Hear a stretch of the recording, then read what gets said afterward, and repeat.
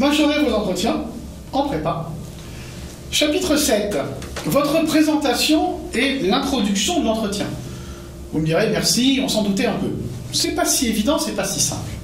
D'abord, un premier paradoxe. Je préconise de vous attaquer sérieusement à votre fameuse présentation à la fin de votre préparation. Quand vous serez prêt à parler de vos principaux thèmes personnels, d'identité ou d'action, votre projet pro, votre motivation pour l'école.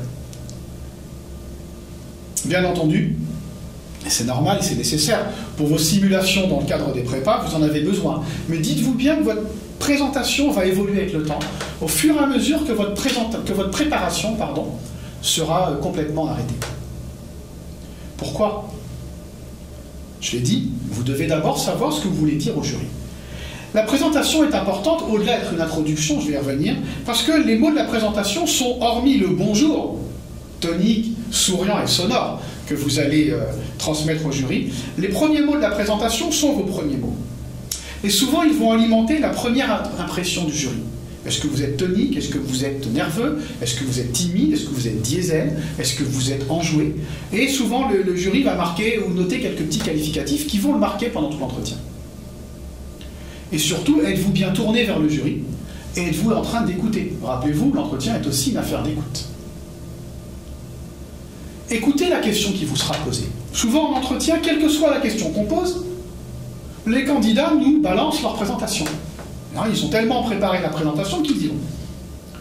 Mais dans mon livre, je vous indique beaucoup de questions possibles de début d'entretien. Et la réponse n'est pas tout à fait la même, bien évidemment. Écoutez. Bonjour. Je vous propose de vous présenter. Et bien maintenant, parlez-nous de vous. Souriant. Quel bon vent vous amène devant nous? Ou, moins drôle, vous savez certainement que, après l'entretien, nous intégrons un admissible sur deux.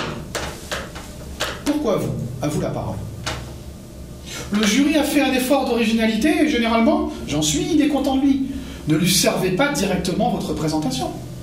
Montrez que vous avez écouté et, si besoin, amenez habilement votre présentation. Pourquoi moi?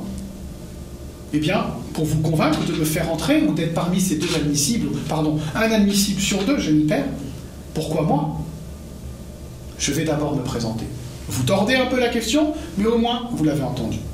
Parfois, vous ne pouvez pas placer, comme vous dites, votre présentation. Par exemple, qu'avez-vous prévu de nous dire sur vous? Pas évident. Résumez-vous en 3 phrases. J'ai même vu une fois, résumez-vous en 3 mots. Allez, comme c'est la mode, faites-nous votre pitch en 1 minute. Évidemment, ce que je veux que vous compreniez, c'est que là, vous n'allez pas placer la présentation, mais surtout, ce n'est pas si important.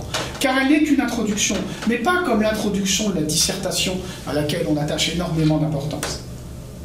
Si vous ne pouvez pas dérouler votre présentation, ça n'est pas grave. Retenez au moins ceci.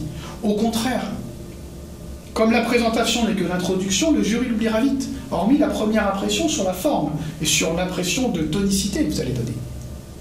Et je le dis à chaque fois, si un jury interrompt votre présentation, c'est gagné. Vous la laissez de côté, vous l'oubliez. Ça veut dire qu'un des thèmes que vous avez évoqués intéresse un des membres du jury. L'entretien démarre comme vous l'espériez. Il ne vous reste plus qu'à majorer votre entretien.